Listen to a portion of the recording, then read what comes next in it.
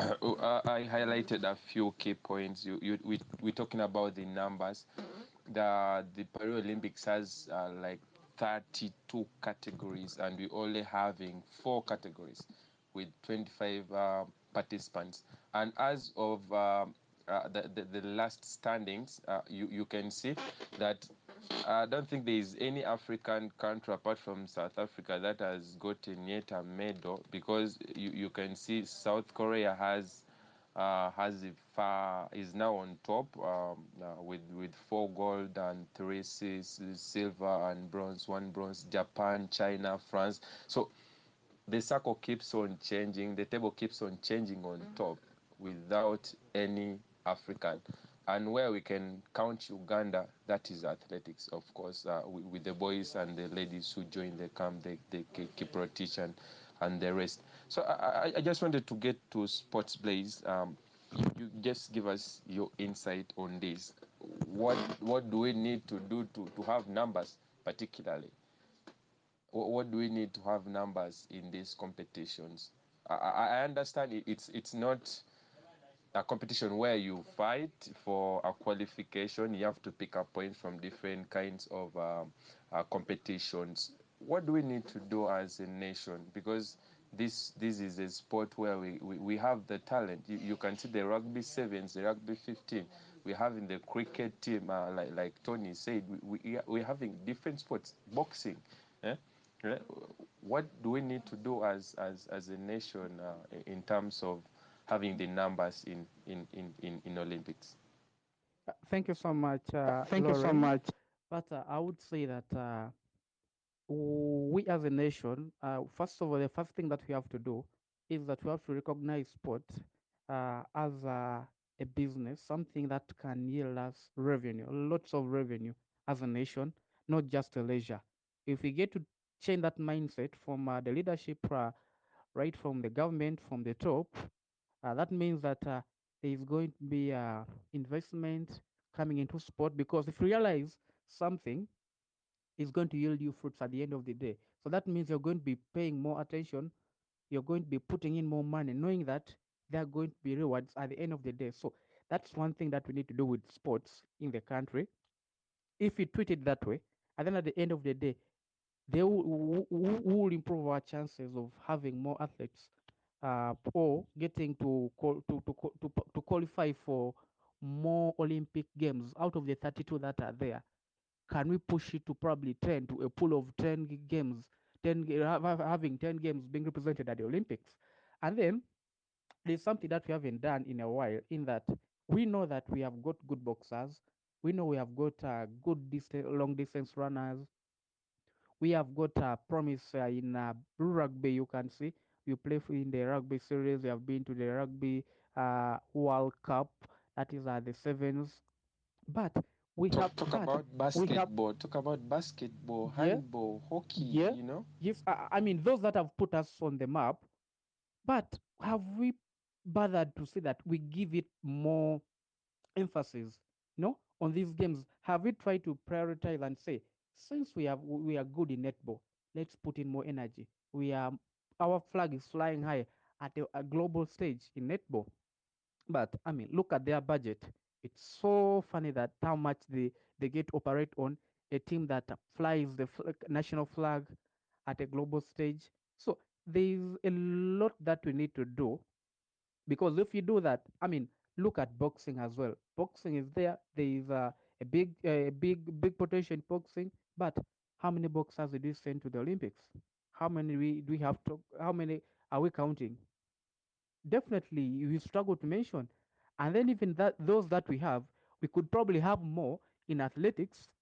But you realize most of the people that we have there are people that have empowered themselves to that level. The Kiprotich, the Kiplimos have basically pushed that themselves to global status. So we need to do a lot. One, invest massively, and then apart from investing, we have got to do something that where we have our strength high, we need to put more emphasis to make sure that we get to nail it at the global stage.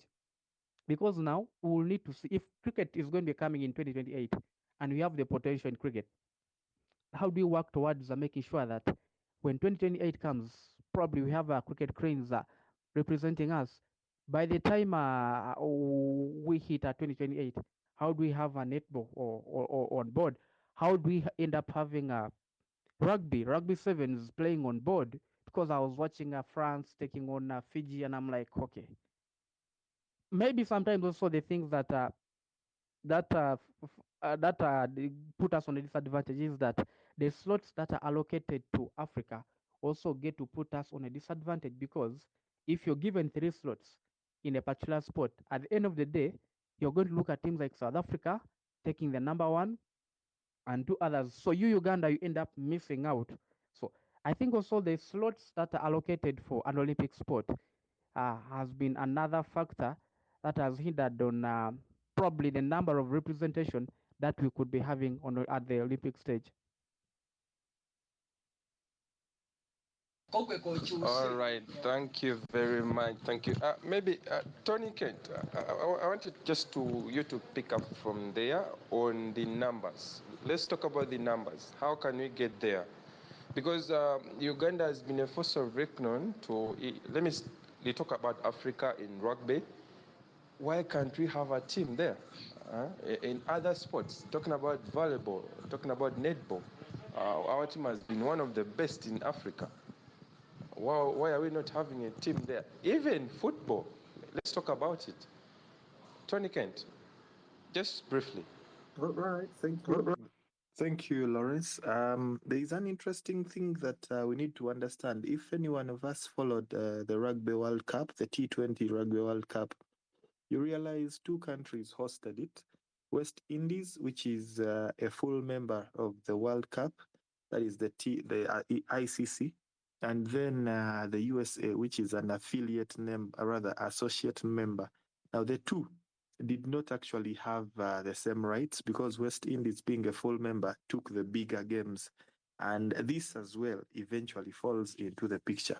What Timothy was sharing is not any far from this. You realize it is our National Olympic Committee to sit down with the IOC and get for us such slots, lobby for us such slots. But then, even when such slots are lobbied, the question would be, do we get the qualifications? Just like a World Cup, just like an Africa Cup of Nations, just like any tournament, we are supposed to qualify. And that is why I was insisting that if we don't have the infrastructure, if we don't have the force in place to help these athletes qualify for the athletics, no matter how much or how many of those sports we have on the ground, we shall not still appear at the Olympics. Why? Because it takes qualification. For example, if you watched any of the marathons, Berlin Marathon, Prague Marathon, Valencia Marathon, London Marathon, all of them, for the men to qualify from that side to the Olympics, you had to finish within a speed of 2 hours and less than 10 minutes. Basically, 2:10, that was the time. For the ladies, it had to be 2:30. And anything beyond that, you would not be qualifying to actually take part in the Olympics. So it goes back to our abilities as athletes, okay, the athletes we have, but apparently as well, the kind of registration we have, the archery we have in Uganda, is it recognized on the international sporting calendar? The archery we have. For example, we have types of swimming, but do we have swimmers who do what is recognized on the international calendar? Do we have fencing? That is the game of fencing in Uganda. So some of this it's all about having the games first before we can register. But two is also looking at whether or not the ones that we are affiliating to the big picture. For example, table tennis would be having table tennis players at the Olympics, but are we affiliated? Those are big questions to look into, Lawrence. All right, thank you very much. I wanted to invite in Godson. I don't know if is on and off. Timo, I don't know what Godson has done again. He's good at getting on and off. network in Chikoni. network in Chikoni. Oh, sorry. I wanted to bring in Imran Pata. Welcome. Thanks for joining the team. I want to talk now Uganda, the FUFA Super 8. Imran, there is a select team in the FUFA Super 8 edition this year that is not part of the team participating in the Uganda Premier League as it was the order of the day, because I think you are a finished in that position. There has been controversy around that. Imran, this team, the selected team, what impact is it having in the competition itself, bringing a team that was not supposed to participate in that tournament? Good evening, everyone. I hope my voice is loud and clear.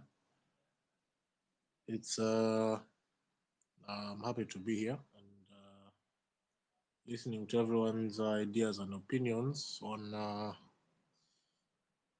the sports that has been happening recently with Olympics and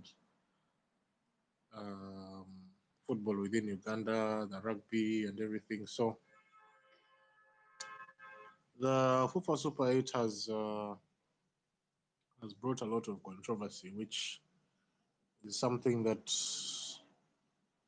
is not a surprise when it comes to, I can say, organized tournaments by the federation, because there's always going to be controversial decisions being made here and there, and people will have their opinions. I think it has come as a surprise to me that the select team was brought up, and it leaves a chance for the team, which I believe is URA, not to participate. And I think that was a decision that was made. But it's not something that I can say I'm totally in agreement with, particularly when we talk about the FUFA Super 8. It's traditionally supposed to be the top 8 teams that are supposed to be participating in the tournament. And as much as we're looking at a team that could possibly have players for further assessment, considering, we have AFCON qualifiers, there's CHAN, there's the World Cup qualifier still going to be taking place. All that is happening within a very short time. And I see this as an opportunity for the federation to probably look at some of these players in a much more complicated way. And the FUFA Super 8 is concentrating on the top 8 teams that performed at their best. And I look at it from the other side and think that maybe a player that is in one of the teams that maybe finishes in the top 10 might not have the chance, because possibly there is that change in rules or change in the tournament where you find something like this where the select team is brought up. And on the other side as well, it is something that people may not have an opinion with, people may not be in agreement with. And for me personally, I'm not in total agreement with bringing in that idea. The reason being, it gives a different picture to the meaning of the Super 8. It really does. And you think of the players that are within that team, of the select team, most of them are URA players, if I'm not mistaken. And I look at it and think what could have happened, because there are quite some young players there from URA, the likes of Innocent Chisolo, to mention but a few. Other players from URA are also included. But the realistic thing is, are all those players, out of all those players, how many of them will actually make it to the actual squad that is possibly going to play CHAN, possibly going to play AFCON qualifiers, possibly going to play World Cup qualifiers? It's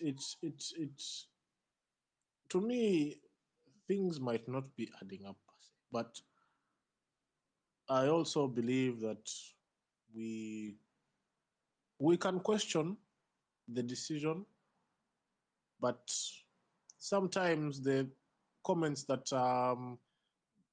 that might be negative maybe might have fruits at the end of the day. So this is something that people might look at it in a negative way, might have their opinions.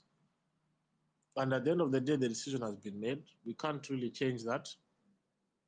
We just hope and pray that there is some fruits at, out of this,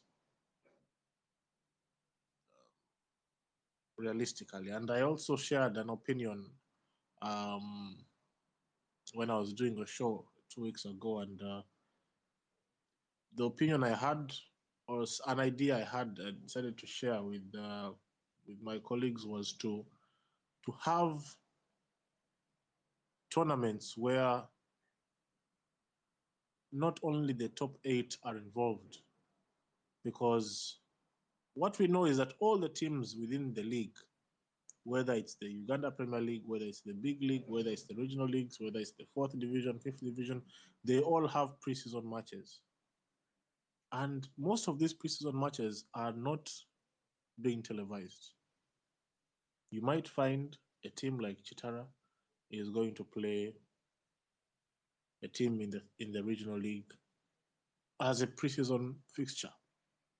But you might find that it is a derby and people are going to attend it. You might find, SC Villa is playing, Water FC, and the game is not being televised, but it's one of the big games. So my idea was to bring in the teams that have probably been promoted and have them play some of these matches with other teams that have probably gained promotion. So if you have the top 3 teams that gain promotion to maybe the league, the UPL league, play with the teams that got promoted to the big league. And of course, all that comes with finance, because some of these teams are located in quite difficult locations. But it's not a bad idea, because some of these teams are full of fans. I mean, you look at the team that got promoted to the big league by the Black Angels. You can imagine them playing a friendly with SC Villa before the start of the season, and the magnitude of that game can be huge just for a preseason fixture. So some of these ideas can be shared, but at the end of the day, the FUFA Super 8 is a tournament that is always organized, and this decision has been made, and we should only look forward and see what comes out of it. I'm very sure there are going to be a few players that might be on the radar of Coach Paul Put and Sam Simbwa, maybe 2 or 3. But it's the reason why the select team has been made, and we'll see what will come out of it. But I hope that probably moving forward, it stays the same. The FUFA Super 8 stays as the FUFA Super 8. The top 8 teams that finished last season get to play the tournament. Otherwise, the select team has been selected, and hopefully we see some positives out of it. Thank you. All right. Thank you very much, Imran. That has been a good take from you. Just I don't know. I want to bring in. Can I add something on top of that? All right, it's okay. Really, Briefly. it changes the meaning of a Super 8 for me because one, you're looking at this as a tournament that's supposed to give you a look into what the season is going to be like. I mean, you're trying to prepare these clubs into how the new season is going to be like. An example of last season, I think last season made a sense of a Super 8 in that we had Bull, one of the teams that stood out in the Super 8. Actually, they won it, beating up on bigger clubs like URA. They put down the KCCS and eventually won it. And in the season itself, they went out to have a very outstanding season in that they finished in second place. So surely they had the Super 8 prepared them better for the what for the new campaign. But now here you're having a national team being summoned at it, and it's going to be participating, taking the seventh spot. I mean, a team that finished number 8 that should have ideally played in the tournament will really feel undone because I mean this would have been a chance for some of their players to test out. I mean, they are signing. You realize that there are transfers that are ongoing. You are signing players, but if they are not able to participate or take part in the Super 8, then at the end of the day, you realize that they will feel under that this should have been an opportunity for us to see that we try out some of our players in probably a competitive, relatively competitive environment because the Super 8 has got something that you walk away with that, I mean, as in form of prizes. So surely they would have used one to seize that opportunity to say that they test out their new players. So if you take their sport, they will surely feel undone. Hence, to me, it changes the meaning. If you want to say probably you're testing out players or you want to prepare a team for Chan, surely I think there is a better way you can do that. Arrange friendlies, or better maybe try out with a foreign team. Probably take the team out to for elsewhere, but let Super 8 be meant strictly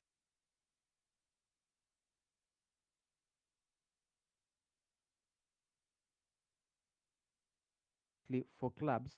And then also interestingly, if you summon players and then go ahead and summon players that are untouched, that are unattached. I mean, players that are clubless. So, what is this all? At the end of the day, you make it look like you're trying to market some of those players and see that you get them clubs probably before the new seasons begin. Thank you so much. Lawrence, Right. Lawrence, may I? Yes. Lawrence, may I? Okay. Briefly? Okay. Yes. Briefly? Okay. Now, this I think is coming in at a time where perhaps we are skipping what it is like on the international scale. There are times when CECAFA has actually hosted teams that are not in CECAFA. There are times when COSAFA has hosted a team that is not in COSAFA. There are times when we've seen what we call wild cards. Someone did not qualify, but because of their coefficient or maybe their ranking, they are brought into a tournament and even sometimes they end up winning it. I think this is what these guys are trying to do. Of course, I'm on both sides of Timothy and the earlier speaker of the view that this does not actually come out well. In a layman's language, you have to tell us which side you are. Yeah, Who are you siding with? coming to, no, I'm coming. I'm coming to that. I'm coming to that. I was simply saying that we should not forget that we are trying to lift our sports to the level of the internationals. And I am trying to as well bring the aspect of how sports has been running elsewhere. There is what we call the wild cards. There is what they call the invitationals. People are given an invitation to be a part of a tournament they've not been a part of or they are not meant to be a part of. Now, this is likely to be the pilot upon which this Super 8 is picking a leaf and thus giving an opportunity to the Uganda Cranes team to build itself. And like I said, I am not happy because it kills the opportunity of the would-be eighth team in the Premier League taking part, but this time round being the eighth position occupied by the Uganda Cranes. And that one, I am okay with it. But however, I'm also trying to understand what could have brought this up, and that's why I'm saying there's likeliness they borrowed a leaf from what maybe Kosafa has done, what Sekafa has done previously, what we see in tennis, where a wild card is given to a player. Say this player never qualified, but they say, let's have this player as the wild player to be in this tournament. And even before you know it, this person given that kind of strange and wild ticket ends up winning such a tournament. So don't be surprised if Super 8 was won by Uganda Cranes. That's the whole point I was trying to draw out. Oh, wow, thank you very much. And I also wanted to ask what Cranes is here is fighting for. If they just need to get the fitness, then they are regional tours. You know, Cranes can organize regional tours, play with other teams from Massaza that are not active, play with other teams, go into West Nile, go into Eastern Uganda, go some parts of Busoga. Eh? As you're planning, as you're getting the support, getting funds on board for the upcoming tournaments, talking about the World Cup and the AFCON qualifiers. So personally, all the reasons that have been given are not justifiable enough. Anyway, I want to bring in Godson. You are getting on and off. I want us to talk about maybe let's Musali, Mr. Musali. Yeah, I want to bring you in here. We had gone past the Olympics, but I wanted your view on talking about the Uganda cricket cranes and how we can also get our teams into the Olympics tournament. Just briefly, if you can pick up from there. All right, All thank you right, very thank you much. very much. I hope, I hope. am I loud and clear? Yeah, we're getting you. We're getting you, Yes, Dennis. yes. We're getting you. All right, thank you very much. Thank you guys for the space. I'm enjoying the conversation, especially about the Super 8. I think Imran and the others are saying the same thing. It's probably just English language. To just give my opinion, maybe it should have been called a Super 7 to accommodate the seven teams and then have the select cranes team in Yeah, there as Super well. 7 featuring Um, cranes. in my Yes, 50, exactly. So Super 7 feature. The word Super 8 is misleading if the top eight teams are not in that competition. So it should have been just the Super 7 featuring a select crazy team that they are probably trying to give players like Mugurusi some game time. They don't have clubs yet and things like that, and maybe they'll be useful to them. For example, the coach might have been planning to have Shaban for the Chan, but Shaban has moved on, so he is now is no longer eligible to play for the Cranes team during Chan. So a couple of good local players have moved on to foreign teams, and that leaves the gap for them to try and get new players and give them some good level of competition. So I think it's just the English language that has probably caused a bit of confusion. You feel sorry for you for missing out, but nonetheless, then it should also be a motivation for teams to know that, you know what, if I want to be part of that preseason tournament, I'm only assured if I finish among the top four. Finishing just eighth may not be good enough because next year they may say we want to play an under 23 team or the under 20 team, and still someone will miss out. So that's my opinion on that.